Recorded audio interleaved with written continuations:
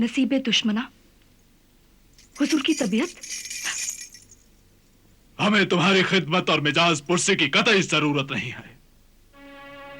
अपनी जिंदगी की औकात पहचानो। इस आखिरी रात की मेहमान मल्लिका,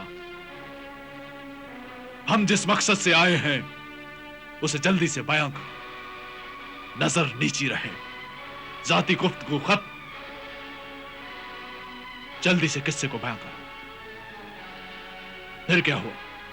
फिर ये हुआ मेरे आलिजा, मेरे मालिक के मौत ओ हयात, कि वो दोनों भाई मौत बनकर अपने छोटे भाई को मारने के लिए खेमे में दाखिल हुए। छोटा भाई बड़े भाइयों के हाथों में खंजर देखकर हैरान रह गया और उसने कहा, ये क्या कर रहे हो? ये क्या कर रहे हो? तुझे खत्म करके हम अपनी किस्मत बदल लेंगे। नहीं, ऐसा मत करो। ऐसा ना करो मेरे सालिम भाइयों, ऐसा ना करो मेरे सालिम भाइयों। अरे बाप के खून और माँ के दूध के रिश्ते का कुछ तो लिहाज करो मेरे भाइयों। खून सफेद होते और दूध को फटते क्या देर लगती है बिरादर अजीज? नहीं, मेरे शौहर को छोड़ दो, मुझे मार दो मगर मेरे शौहर को छोड़ दो। अरे खुदा का वास्ता मेरे शौहर को छोड़ दो।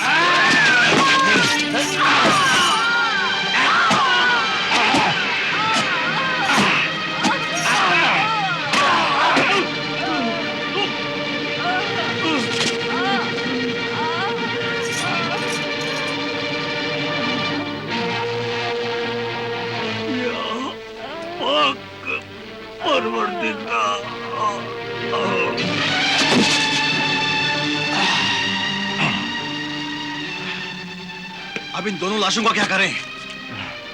इनकी लाशों को खेमे में फेंक कर आग लगा देते हैं।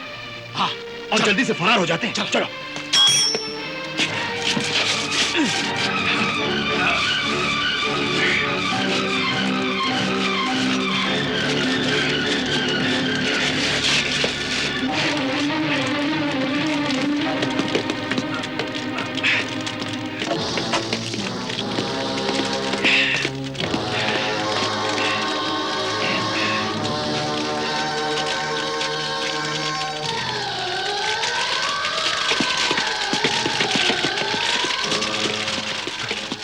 अब क्या करें? अरे करना क्या है, यहाँ से फरार हो चले। अब तो सारी दौलत हमारी है। चलो चलो।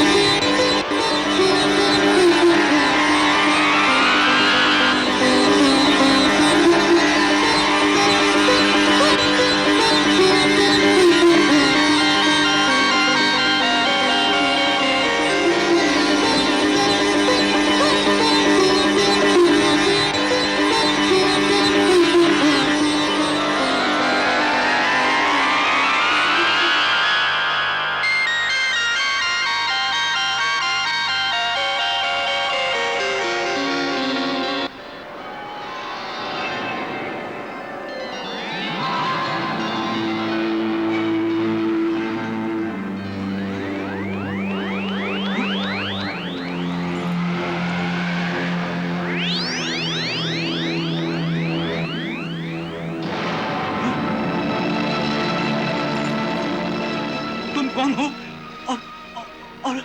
और मैं कहाँ हूँ? ऐ मेरे सरताज, मेरे नेक शौहर, हैरान ना हो, मैं वही आपकी बीवी हूँ।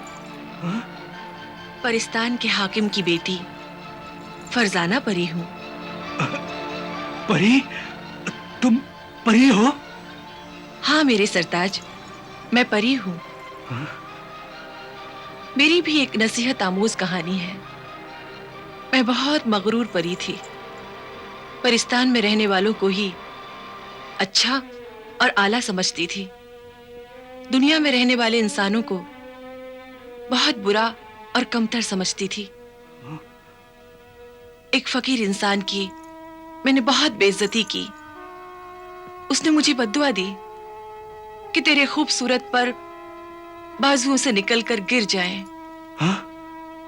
और जब तक कोई नेक शरीफ इंसान तुझसे शादी नहीं करेगा, तू अपनी असली हालत पर नहीं आएगी।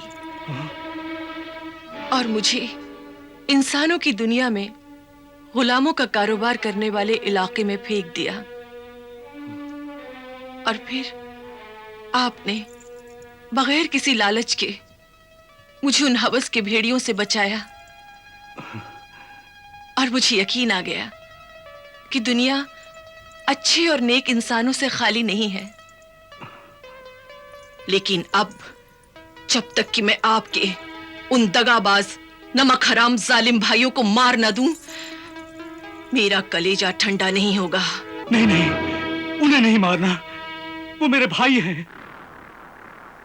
मुझे मेरे मरहूम अब्बा जान ने नसीहत और कसम दी थी कि हमेशा अपने बड़े भाइयों की खिदमत करना। कभी किसी भाई से गलती या खता हो जाए तो उन्हें माफ कर देना। खून के रिश्ते को कभी जलील न करना, वरना मेरी रूह को तकलीफ पहुंचेगी। इसलिए ऐ मुझसे मोहब्बत करने वाली शौहर परस्त बीवी, मेरे भाइयों को न मार, वरना मेरे मरहूम अब्बा जान की रूह को तकलीफ पहुंचेगी। अपने अब्बा जान की कसम को निभाना मैं अपना फर्ज समझता हूं।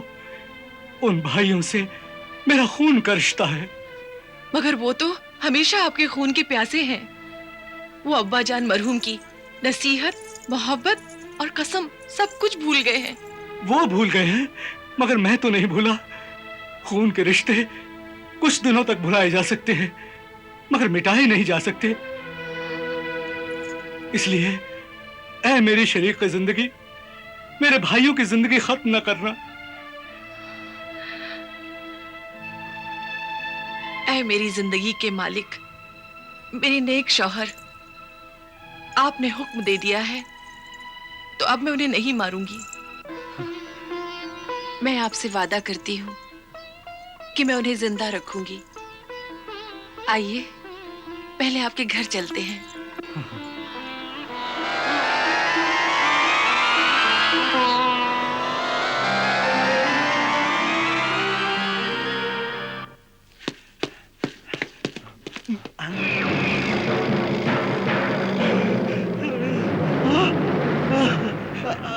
आइए। अरे वाह, ये देखो भाईजान, दीनार, ये अशरफिया और ये सोने की ईंटें, ये हीरे मोती जड़े जेवरात, ये देखो मोती। उस मरहूम बदमाश जलील कमीने छोटे भाई ने हमसे इतनी सारी दौलत छुपा रखी थी। हाँ, अब ये सब जायदाद, दौलत, दुकान, सबके मालिक हम दोनों भाई हैं। अरे इसमें क्या शक है? चलो ऐलान करा दें, शहर काजी को यकीन दिला दें कि इस शहर बशारत का सबसे ज्यादा दौलतमंद, खजूरों का ताजिर, हमारा छोटा सा नन्ना सा प्यारा सा भाई सगीर अहमद और उसकी बीवी फरजाना रेगिस्तान के तूफान में दबकर हलाक हो गए। चलो चलो चलो।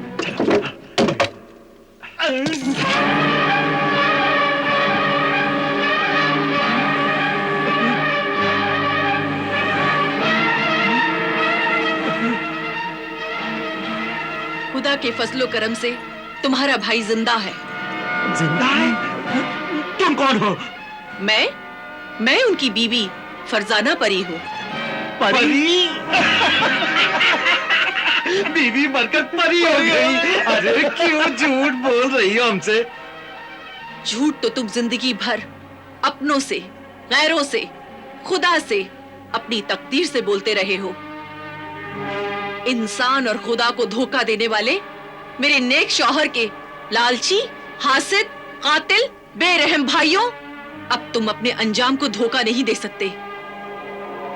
मैं तुम्हें सजा देने के लिए आई हूं।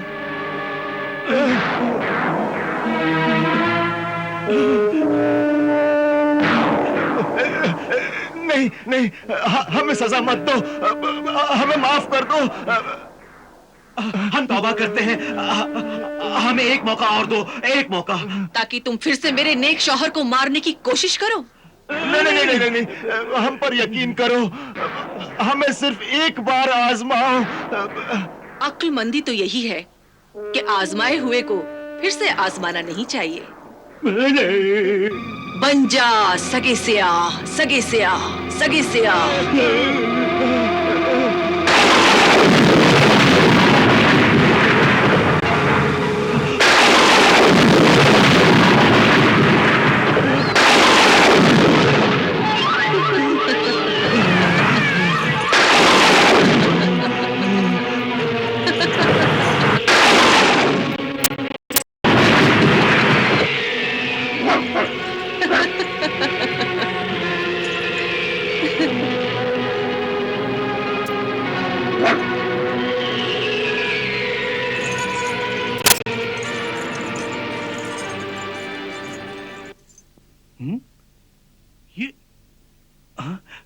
लाहौल वला कुव्वत, ये कुत्ते मेरे घर में कहां से आ गए? ऐ फरिश्ता सीरत नेक शौहर, इन दोनों काले कुत्तों को देखकर हैरान ना हो। ये दोनों कुत्ते आपके भाई हैं।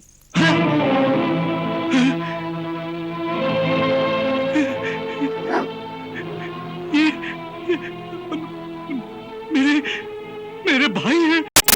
चूंकि आपने मारने के लिए मना किया था, इसलिए मेरे सरताज, मैंने इन्हें ये सजा दी है कि ये अब 10 साल तक इसी शक्ल में रहेंगे। और आप 10 साल से पहले इन्हें फिर आदमी बनाने के लिए मुझसे इसरार न करें। इसलिए मेरे सरताज, मैं गायब होती हूँ। तुम ऐसा नहीं कर सकती। खुदा हाफिज मेरे नेक शौहर, खुदा हाफिज। नहीं।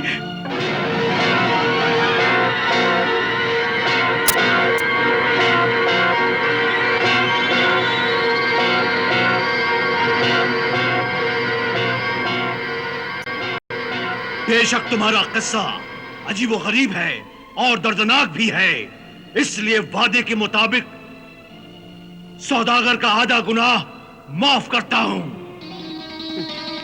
शुक्रिया, शुक्रिया है मेरे मालिक को मुख्तार, शुक्रिया है मेरे कदरदान। ऐ शाह जिन्नात, अब मौजूद दूसरे मुसाफिर को भी हाले दिल सुनाने की इजाजत दी जाए।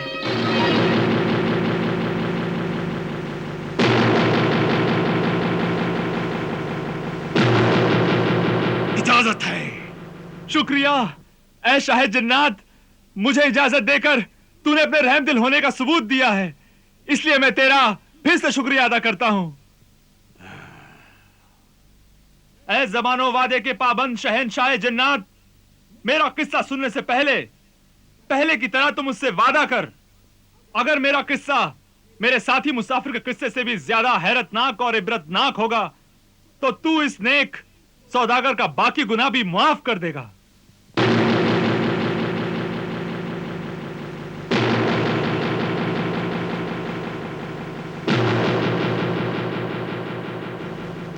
ये मैं सुनने के बाद ही फैसला करूंगा। तो सुन, किस्सा सुनने के मुश्ताक कदरदान शाह जन्नात, सुन। कोहे काफ की सरहद के पास नजरान नाम का एक पुराना शहर है, जहां अल्लाह के मानने वाले पाक रूहानी आमिल भी हैं और शैतान के मानने वाले नापाक काले जादू के माहिर जादूगर भी हैं। वहां का सबसे बड़ा दौलतमंद रईस इब्ने रईस सिराजुद्दीन शरीफ जरदारी, जो बहुत सारी शहर की जमीन का मालिक था, उसने एक अजनबी हसीन औरत से शादी कर ली। उसकी मोहब्बत में और हुस्न पर ऐसा दीवाना हुआ कि बड़ी मुश्किल से वो महल से बाहर निकलता था।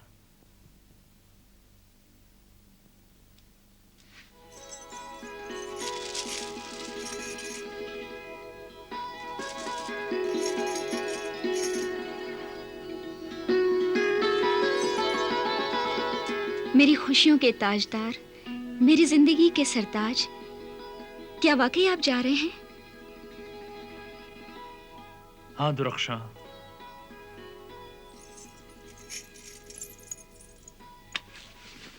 अगर तुम मेरे दर्द दिल से जरा भी आशना होते तो फिर मैं देखती तुम मुझसे किस तरह जुदा होते। आशना हूं, जानता हूं दुरक्षा, मगर मजबूरी है। ये सफर जरूरी है जाने मन। हाँ हाँ, जाइए जाइए, लेकिन जरा इस बेचैन दिल को समझाते जाइए।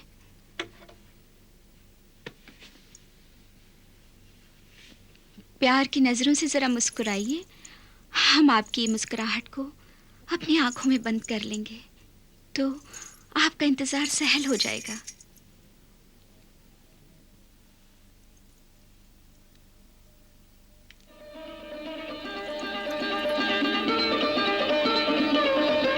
क्या बात है, आज आपके चेहरे पर हंसी के फूल नहीं खिल रहे हैं? हाँ बेगम, उमंगों के फूल मुरझा गए हैं। दिल का चिराग बुझ सा गया है। क्योंकि मेरी गोद में कोई फूल नहीं खिल सका इसलिए? शादी किए 5 साल हो गए, अभी तक इस खानदान का चिराग नहीं जल सका। यही सोच रहे हैं ना आप? हाँ दुरक्षा बेगम, हमारी खुशियों का सूरज अभी तक नहीं निकला।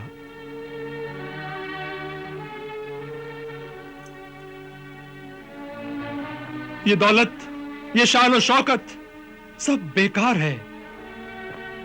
ये जागीरें, सामान, जायदाद, जमीन, बाग, ये महल हमसे बार बार पूछते हैं, कहां है हमारा वारिस, कहां है? और कितना इंतजार करें? क्या रईस इब्ने रईस सिराजुद्दीन बिन शरीफ जर जमानी के बाद उसका खानदान, उसकी नस्ल, उसका नाम सब खत्म हो जाएगा? हमारे दादा परदादाओं की यादगार, ये महल के दरो दीवार और हमारे कान, बच्चों की किलकारियां, उनके हंसने, रोने, दौड़ने, खेलने की आवाजों के लिए तरसते रहते हैं बेगम, तरसते रहते हैं। यही हाल मेरा है मेरे सरताज। लेकिन आप मायूस ना होइए। ये बताइए कि उस तिब्बे यूनानी के माहिर हकीम ने आपको क्या कहा था? बेगम, उसने कहा था कि तुम में मां बनने के पूरे आसार थे, लेकिन उससे ताज्जुब है कि फिर औलाद क्यों ना हुई। ऐसा कहा था उसने? हाँ बेगम, लेकिन ये राज हमारी समझ में नहीं आ रहा है। अल्लाह के राज अल्लाह ही जाने। लेकिन मेरे दिलो जहां के मालिक, आपके दिल में जो राज है वो मैं जानती हूं। आप दूसरी शादी क्यों नहीं कर लेते? हमारी तरफ से पूरी इजाजत है। तुम हमारी मोहब्बत का इम्तिहान ले रही हो? नहीं। हमने बहुत सोचने के बाद एक फैसला किया है बेगम, क्यों ना किसी गरीब के बच्चे को गोद ले लें। नहीं, बिल्कुल नहीं। अपनी कोख से पैदा किया हुआ बच्चा अपना ही होता है, उसकी बात ही कुछ और होती है। पराया फिर पराया होता है। मुझे वो बच्चा चाहिए जिसमें आपके खून की चमक और खानदान की शान हो। पर दूसरी बीवी लाकर हम अपनी मोहब्बत को बांटना नहीं चाहते बेगम। अरे हुजूर, जनाबे आला, हमारी मोहब्बत में ऐसी खूबी होनी चाहिए कि आप बांटना भी चाहें तो भी न बांट सकें। इतना भरोसा है हमें अपनी मोहब्बत पर।